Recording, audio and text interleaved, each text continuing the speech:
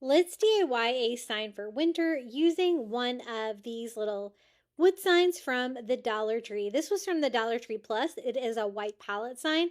I thought it would be perfect for a winter sign. I'm going to use the galvanized metal letters from the Dollar Tree and their wood letters, which I've been having a lot of trouble finding lately. And all I had was an F instead of an E, so I'm going to show you how I just went ahead and made an E. There's never enough vowels in those packages from the Dollar Tree. To try to paint the letters, I put them on some painter's tape to keep them together, and then I spray painted them white for the base coat on those. For our little F to E, I'm going to use a couple letters, the E of the F and the L together to make an E, and we're going to spell out the word winter. I'm pretty sure that you can get the wood letters at Dollar General as well. That might be a good source to get them since Dollar Tree hasn't been having them lately. And since they're already just a wood grain, I want them to look rustic and wood.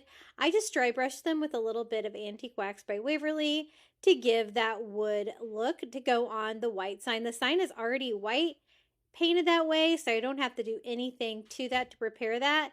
That is perfect. I'm just going to go ahead and hot glue these on. I wanted to say hello winter. Winter is officially here.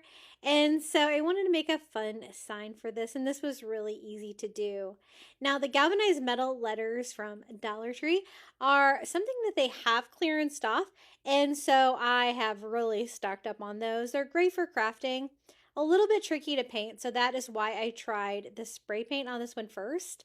And then I went over the top of it with some Antique Wax by Waverly, dry brushing it as well to try to make them look that wood look as well instead of the metal look. They can be a little trickier to glue on with a hot glue. Sometimes I've used other kinds of glues like Mod Podge to adhere those to signs, and it actually worked pretty well too. For this project, I just used hot glue though to attach those, and now it says Hello Winter.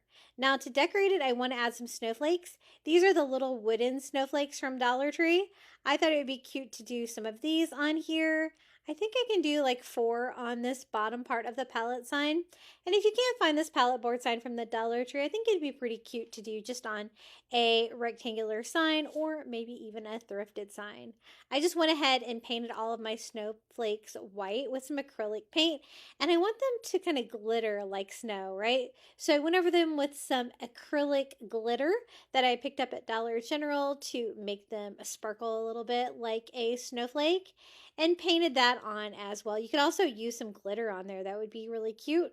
And then I'm going to glue them on the bottom of the sign like falling snow here along the bottom. Now, up in the top right corner, I really don't have anything up there and I want it to look like snow. So, what I did was I added some school glue here to the top and went over it with some Epsom salt. And that gave me that like snowy look. When the like school glue and the Epsom salt combine together and dry, it dries like a really crunchy snow. So it looks like there's like a little snow flurry there on the top of the sign, which is perfect for the Hello Winter theme.